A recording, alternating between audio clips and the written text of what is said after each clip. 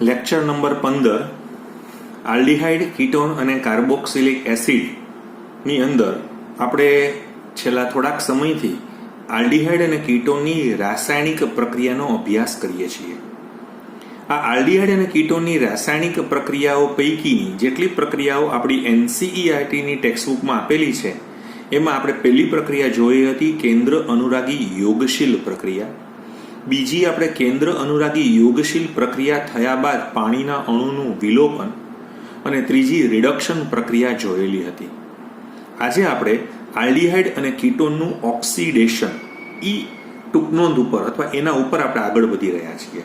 કદાચ આના પછીના સેશનમાં પણ હજી મારે કદાચ આલ્ડીહાઇડ અને કીટોનના ઓક્સિડેશનની જરૂર પડશે તો આપણે એનો ઉપયોગ કરશું. ચાલો હવે એમાં આપણે બે ભાગ પાડી દઈએ છીએ. સૌથી પહેલા આપણે આલ્ડીહાઇડનું ઓક્સિડેશન કરશું અને પછી આપણે કીટોનનું ઓક્સિડેશન કરશું. સૌથી પહેલા તમે બહુ ધ્યાનથી તમે સમજો કે તમારી પાસે જે આલ્ડીહાઇડ છે RC≡OH, આનું જે છે ને એવું કહી શકાય છે કે તમારી પાસે કોઈ પણ જે આલ્ડીહાઇડ હોય તો એ આલ્ડીહાઇડનું તમે જ્યારે ઓક્સિડેશન કરો તો એ ઓક્સિડેશન શેમાં રૂપાંતર થઈ જાય? કાર્બોક્સિલિક એસિડમાં એનું રૂપાંતર થઈ જશે અને બીજું ખૂબ સરળતાથી થઈ જશે, સરળતાથી થશે. અને બીજા નંબરમાં આમ તમે જોવા જાવ ને તો આખું આ તમે જે રિએક્શન્સ જોશો એમાં કાર્બનની સંખ્યામાં કોઈ ફેરફાર થતો નથી. કાર્બનની સંખ્યામાં ફેરફાર થતો નથી.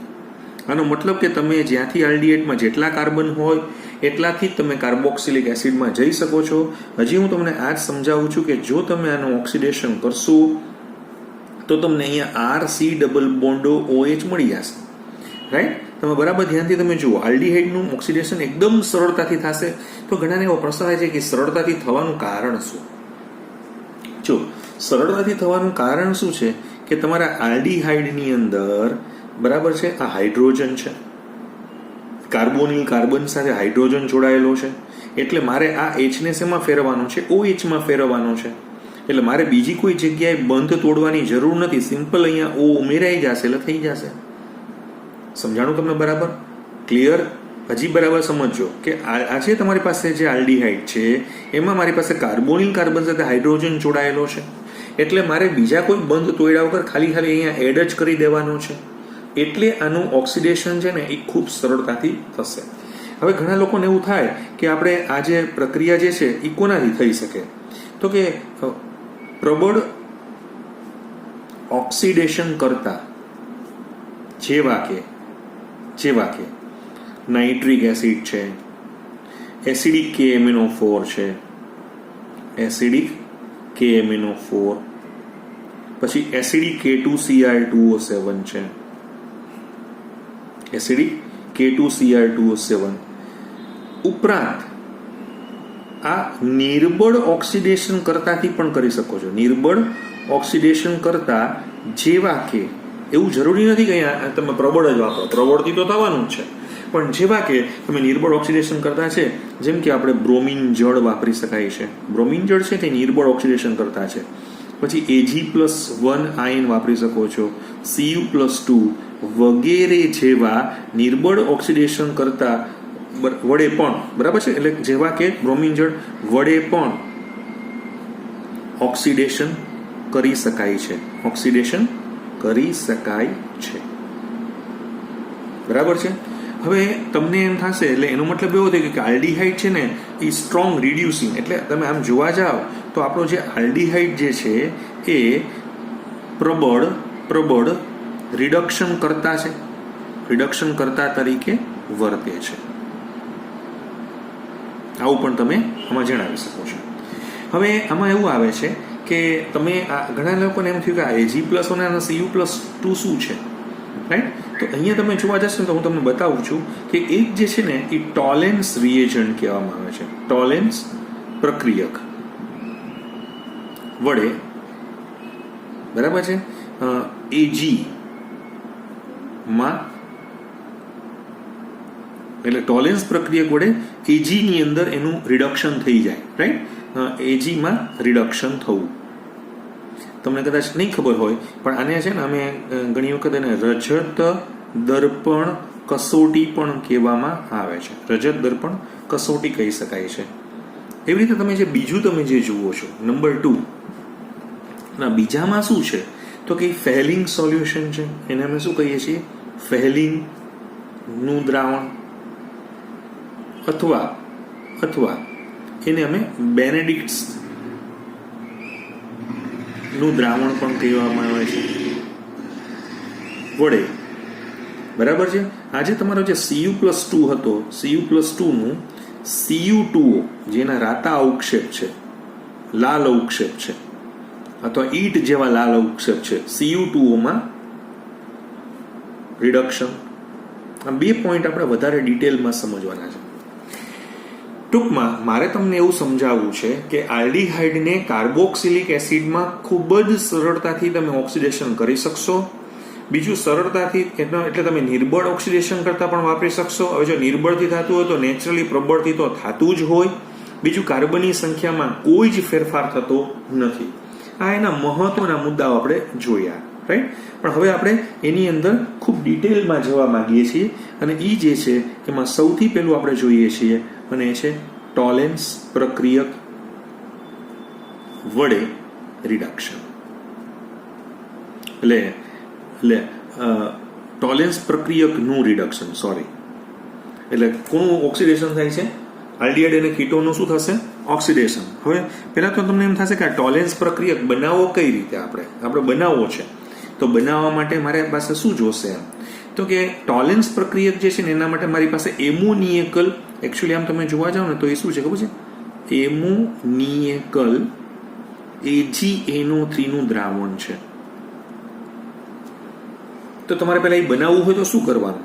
તો કે જો મારે બનાવવું હોય તો મારે સૌથી પહેલા સિલ્વર નાઇટ્રેટ લેવાનું.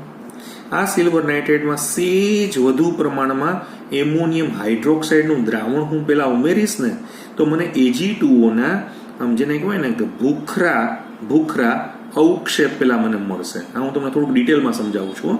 પ્લસ એમોનિયમ નાઇટ્રેટ બનશે અને પ્લસ પાણી છૂટું પડી જશે.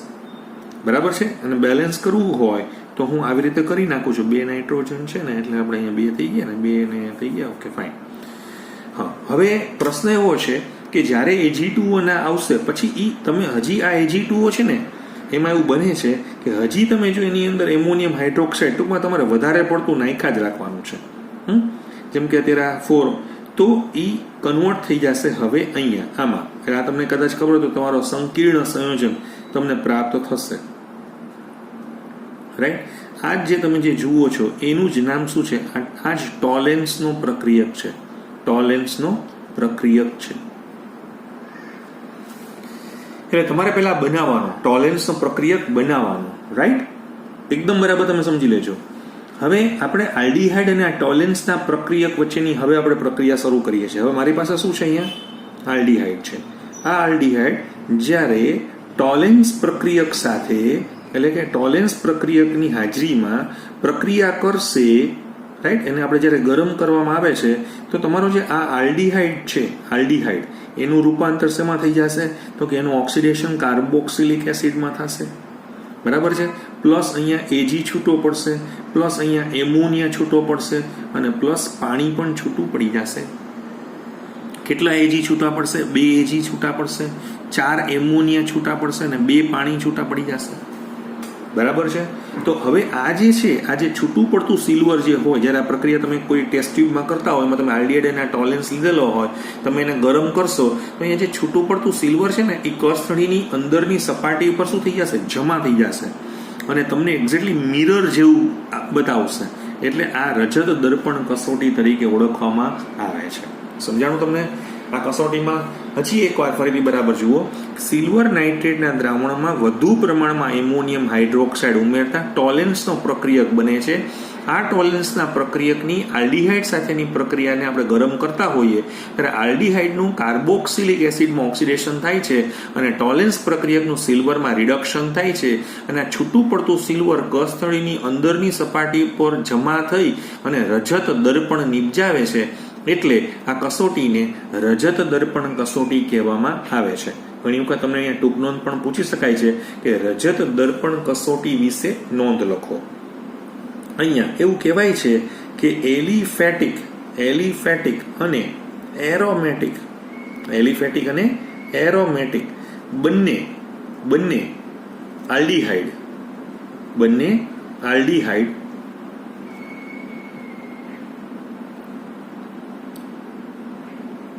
નું ઓક્સિડેશન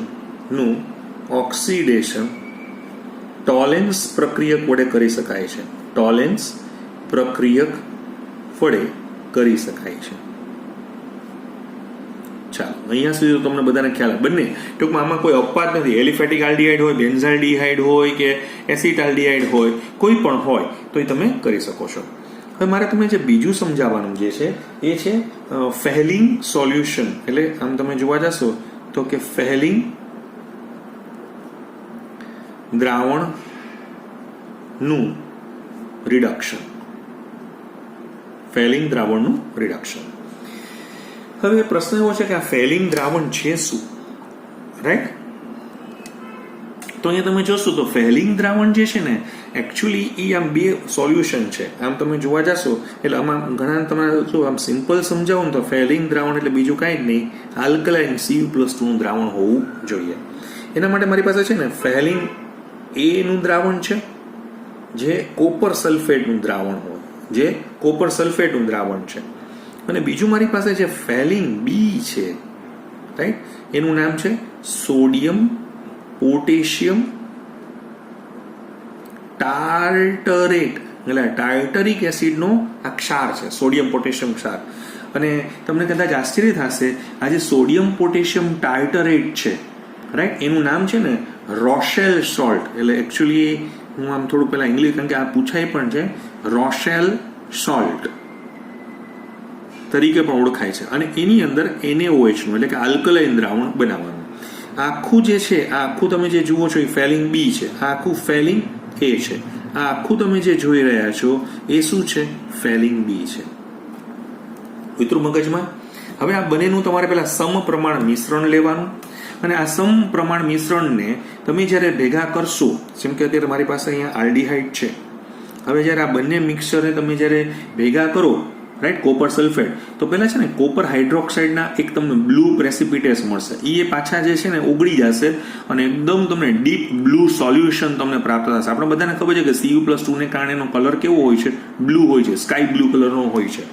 તો એ તમને પહેલા આ જે Cu+2 છે અને ઓલું આલ્કલાઇન દ્રાવણ છે, આ તમે જે જ્યારે બેને મિક્સ કર્યા હતા ને ફેલિંગ A અને ફેલિંગ B ને, એટલે અમારા પ્રમાણે આ જે સોલ્યુશન જે છે એ ફેલિંગ દ્રાવણ કહેવાય. આ ફેલિંગ દ્રાવણ નિર્બળ ઓક્સિડેશન કરતા છે, બરાબર ધ્યાન રાખજો. આને હીટ આપશું એટલે આ તમારો જે આલ્ડીહાઇડ છે એને શેમાં ફેરવી નાખશે? કાર્બોક્સિલિક એસિડમાં ફેરવી નાખશે. વત્તા શું બનશે? તો કે Cu2O ના લાલ અવક્ષેપ બનશે અને વત્તા પાણી છૂટું પડશે. આ જે બને છે ને એ રાતા અથવા લાલ અવક્ષેપ, ઈટ જેવા લાલ અવક્ષેપ તમને પ્રાપ્ત થાય તો તમને ખબર પડી જાય કે આ આલ્ડીહાઇડ છે. ધ્યાન રાખજો, આ ફેલિંગ સોલ્યુશન છે કે ટોલેન્સ સોલ્યુશન છે, કીટોનનું ઓક્સિડેશન નહીં કરી શકે, કારણ કે કીટોન ટફ છે. એ શું કામ છે? હમણાં કીટોન માટેની પણ હું તમારી આગળ ચર્ચા હમણાં જ કરું છું. પણ અને બીજું અહીંયા એક ધ્યાન એ રાખવાનું છે કે એરોમેટિક આલ્ડીહાઇડ છે, એરોમેટિક આલ્ડીહાઇડ એટલે આપણે બેન્ઝાલ્ડીહાઇડ, એરોમેટિક આલ્ડીહાઇડનું ઓક્સિડેશન ફેલિંગ દ્રાવણ દ્વારા થતું નથી. એટલે ટૂંકો પડે છે, ફેલિંગ દ્રાવણ દ્વારા થતું નથી. સમજાણું તમને બરાબર? એટલે આ કોપર, ઘણા લોકોને એવો ક્વેશ્ચન થાય પણ ક્યાંય બુકમાં તમને જોવા નથી મળતો. ઘણા કે આના દ્વારા થાય ને આના દ્વારા કેમ થાય, હું તમને સમજાવું. કારણ કે જ્યારે તમે એરોમેટિક આલ્ડીહાઇડ લ્યો ને ત્યારે એનો જે હાઇડ્રોજન છે ને એ એરોમેટિક રિંગની બાજુમાં આવતો હોય, એટલે તમારે હવે EH ના ઘરમાં O ઘુસાડવો ને એ થોડોક ટફ પડે.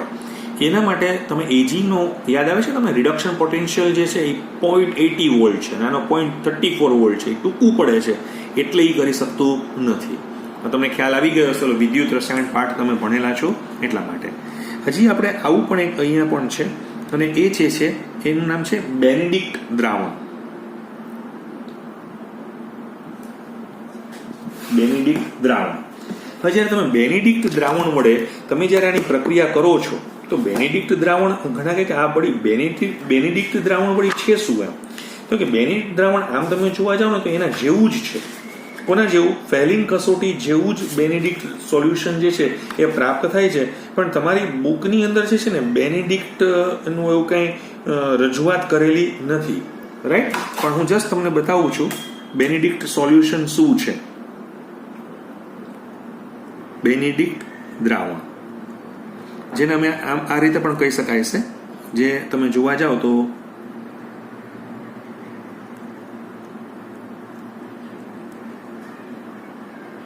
બરાબર છે, નું રિડક્શન. હવે આમાં તમે આમ જોવા જાઓ તો આ શું છે? બેનિડિક્ટ સોલ્યુશન એકચ્યુઅલી શું છે? તો કે બેનિડિક્ટ સોલ્યુશન જે છે ને એ આના એક્ઝેક્ટલી આની કોપી છે. ખાલી અહીંયા શું છે? ટાર્ટરેટ લખ્યું છે ને, ટાર્ટરેટ એટલે ટૂંકમાં ટાર્ટરેટના ને સ્થાને સાઇટ્રેટ કરી નાખવું, એટલે સાઇટ્રિક એસિડમાંથી બનાવેલું હોય. બાકી બધું બરાબર છે.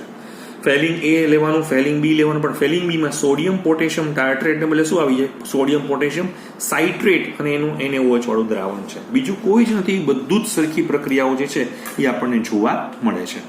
તો આખો આજે જે ટોપિક હમણાં આપણે અત્યારે જે સમજી રહ્યા છીએ, તપાસી રહ્યા છીએ, એ મેં તમને અત્યારે આલ્ડીહાઇડના ઓક્સિડેશન સમજાવ્યું. હવે એવી રીતે જ હું તમારી આગળ બીજી એક ચર્ચા કરવા માંગુ છું અને એ છે કીટોનનું ઓક્સિડેશન. કદાચ મને એવું લાગે છે કે આપણી સમય મર્યાદાને ધ્યાનમાં રાખતા હજી કીટોનનું ઓક્સિડેશન આપણે બાકી પણ રહેશે, તો એને આવતા અંકે લઈ લઉં છું. પણ અત્યારે જેટલું થાય છે એટલું આપણે કીટોનનું ઓક્સિડેશન સમજવાની આપણે પ્રયત્ન કરીએ છીએ. તો બહુ જ ધ્યાનથી વિચારજો કે હમણાં આપણે આલ્ડીહાઇડનું ઓક્સિડેશન જેટલું સરળતાથી થયું ને એટલું કીટોનનું નહીં થાય. ફરીથી બોલું છું કે તમારે કીટોન છે તો આ કીટોનનું તમારે શું કરવું છે? ઓક્સિડેશન કરવું છે. ડેફિનેટલી શેમાં જશે? કાર્બોક્સિલિક એસિડમાં જ જશે. બીજું પણ એ સરળતાથી નથી થતું. બીજું